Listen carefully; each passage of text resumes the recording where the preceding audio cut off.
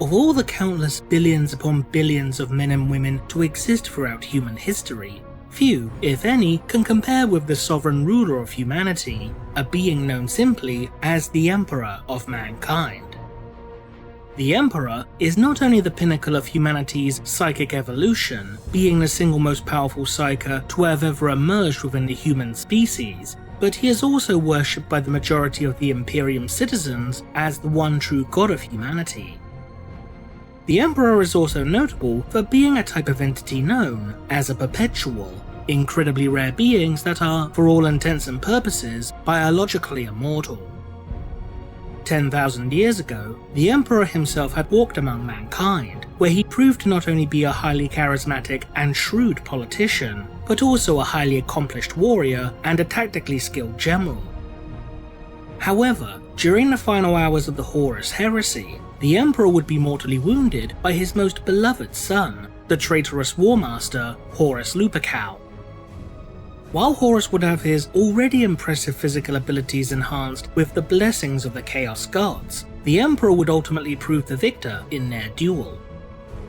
Despite this, the wounds that the Emperor had sustained would prove to be so severe, even for a perpetual, that they necessitated for the Emperor's internment within the life support systems of the Golden Throne. It is here upon the Golden Throne where the Master of Mankind remains to this day, cursed to endure an everlasting and agonizing state of undeath. Nonetheless, the Master of Mankind continues to wage his eternal war against the ruinous powers, utilizing his sheer psychic might in order to do so. One of the greatest mysteries surrounding the Emperor is in regards to how such a powerful entity came into existence. While there have been many theories and hypotheses regarding this particular subject, the most commonly accepted of these can trace the Emperor's origins back to sometime around the Late Stone Age or Early Bronze Age. It was around this time that the first of humanity's psykers would begin appearing throughout the burgeoning human population, beings that would come to be known within historical records simply as the Shamans. These shamans would use their psychic abilities for the betterment of their tribes, and when they died, their souls would peacefully reincarnate into a new body. But as humanity began to take its first steps towards civilization, the shamans would not only discover that their psychic abilities were slowly atrophying, but they would also become aware of the malevolent entities known as the Chaos Gods. To their horror, the shamans would realize that the Chaos Gods and their demonic minions had begun feeding upon the souls of the dead shamans, preventing them from reincarnating. Eventually, the shamans would convene a great conclave so as to try and determine the best methods for counteracting this newly discovered threat. After decades, if not centuries of discourse, the shamans would agree on a plan to safeguard the very future of humanity. To this end, the shamans would conduct a mass ritualistic suicide, allowing their souls to merge and coalesce into what they would deem as the New Man, a being capable of standing against the ruinous powers on almost equal terms.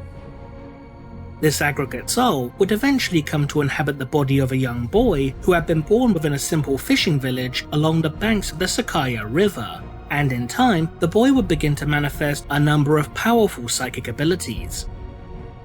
After receiving a psychic vision revealing the truth of his father's death at the hands of his uncle, the boy would use his powers to stop his uncle's heart, though would display no signs of sorrow or spite while doing so. After avenging his father's murder, the boy would come to realize that both law and order needed to be imposed upon humanity, and would begin to concoct his plan to bring the species under the guidance of a single ruler. Over the course of thousands of years, the future Emperor of Mankind would keep his intentions hidden from the greater bulk of humanity, although he would subtly influence certain events throughout history. Eventually, the Emperor and his armies of genetically enhanced warriors would succeed in uniting Terra under his rule, during the final days of the Age of Strife, before eventually seeking to bring all of humanity's lost colony worlds under the banner of his Imperium. But given the current condition of the Emperor himself, combined with the fact that the Golden Throne is slowly but surely beginning to fail, it seems all but inevitable that the Emperor's physical form will eventually perish. But should such an event ever come to pass, then would it be possible for a second such being to be created, so as to continue the Emperor's work? Initially, the idea of creating what is, in essence, a second Emperor would seem to be utterly impossible, or at the very least, incredibly unlikely. Despite this apparent impossibility, however, such a notion is not entirely unprecedented, for other individuals have also been documented as being augmented in a similar, if not almost identical manner to that documented within the shaman creation hypothesis. This is most notably demonstrated with Sister Ephrael Stern of the Adeptus Sororitas. Ephrael Stern, also known as the Thriceborn and the Demonifuge, was a member of the Order of Our Martyred Lady who was highly regarded for both her skill in battle and her purity of spirit, leading to her quickly being promoted to the ranks of the Seraphim and eventually obtaining the rank of Sister Superior. Stern's first resurrection would come shortly after she had led an investigation into the disappearance of a convent of the Orders Prenatus upon the world of Parnis. It would be discovered that the sororitas of the Prenatus had been transformed into a twisted monstrosity known as the Screaming Cage by the demon Astaroth.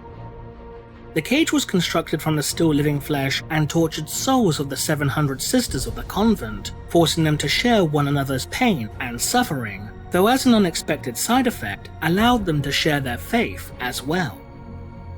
When Stern's squad located the Screaming Cage, the maddening aura projected by the demon would infect the other members of Stern's squad, causing them to turn upon one another. Stern, however, would leap to her death in order to escape such corruption. Seeing that Stern had not been tainted, the souls of the Screaming Cage would use their power to restore her to life, as well as enhance her strength and imbue her mind with knowledge, although this would drive Stern to the brink of insanity. Stern would eventually be recovered and detained for over 4 years, whilst her order and the Inquisition debated on what to do with her.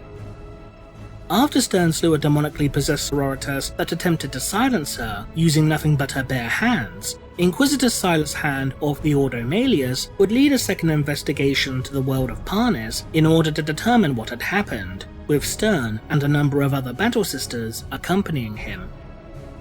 Eventually, Stern would find herself before the Screaming Cage once more, although this time the 700 souls bound within would channel themselves into Stern's body, granting her not only the last of their knowledge, but would effectively merge with her own soul, an act that would eventually result in Stern being able to access a series of formidable psychic abilities.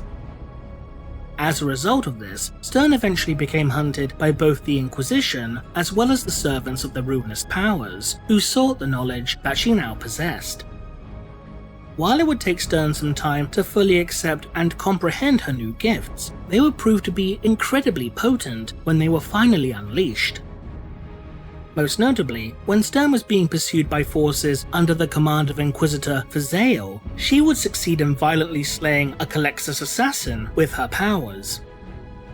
What makes this particular feat rather extraordinary is that Calexis assassins are a type of being known as a pariah, soulless individuals that project a negative warp presence, rendering them effectively immune to the powers of psychos. The reason as to why Stern was able to use her psychic abilities to slay this assassin is possibly due to the sororitas becoming so great in power, thanks to being imbued with over 700 souls, that her abilities proved to be far too great for even the presence of a Calexis to nullify. As we can see, it would appear that the act of merging hundreds of individual souls together results in the manifestation of incredible power. And with this in mind, if such a process were performed at a great enough scale, then a being equal to or possibly even exceeding the Emperor in terms of power can theoretically be created.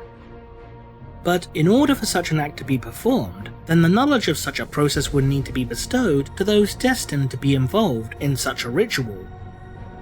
If the Emperor truly came into existence as a result of a ritual performed by the Shamans, and not only that, was fully aware of the specific details regarding his own creation, then the Emperor may have, at some point, divulged such information to one of the few individuals that the Master of Mankind was known to have trusted. In this case, Malcador the Sigillite. Malkador was well known for being not only the Emperor's right-hand man, but also his most trusted advisor, confidant, and quite possibly his dearest friend. If the Emperor were to grant anyone the privilege of knowing how he had come into existence, then Malkador would most certainly be one of the very few people that the Master of Mankind could have, realistically, confided in. If Malkador was made aware of the details regarding the Emperor's origins, then it's possible that the Sigillite could have taken steps to ensure that a second Emperor-like being could be created, should all hope for humanity seem lost. In this case, such a possibility exists with an ancient document that is currently in the possession of the Grey Knights chapter of the Adeptus Astartes. This text is known simply as the Terminus Decree. Little if anything is known with any degree of certainty in regards to what is contained within the Terminus Decree, though it is commonly agreed to be the ultimate sanction of the Grey Knights, and as such only to be enacted during humanity's darkest hour. The only potential clue that exists in deciphering the purpose of the decree lies within the fact that the box containing the text is decorated with a golden seal. This seal only exists within one other location within the entirety of the galaxy, upon the mechanisms of the Golden Throne itself. Because of this apparent connection between the Terminus Decree and the Emperor, or at the very least the Golden Throne, then it is possible that the orders of the decree are for the Grey Knights to conduct a ritualistic suicide akin to that undertaken by the prehistoric Shamans in order to create a new Emperor. In this case, instead of the aggregate souls of the Grey Knights utilizing a child as their host, they would instead channel their power into a member of their order who had been deemed worthy for such a task, similar to the events that befell Ephrael Stern, allowing the resulting entity to immediately continue in the Emperor's work.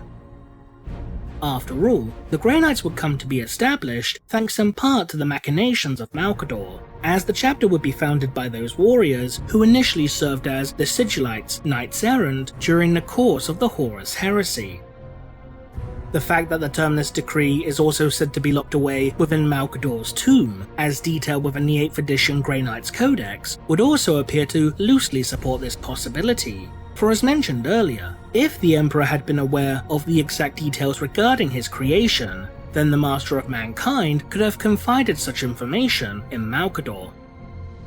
The Sigillite could then have, in turn, begun to take steps in formulating a contingency plan so that should the Emperor ever be slain in battle, or otherwise meet his end, then humanity could be gifted with a new being designed to serve as their spiritual protector, only for Malkador to, quite literally, take the very knowledge of this plan to his grave. Until the Supreme Grand Master of the Grey Knights decides to make use of the Terminus Decree, all we can do in this regard is continue to speculate. What do you think? Leave a comment below, and thanks for watching.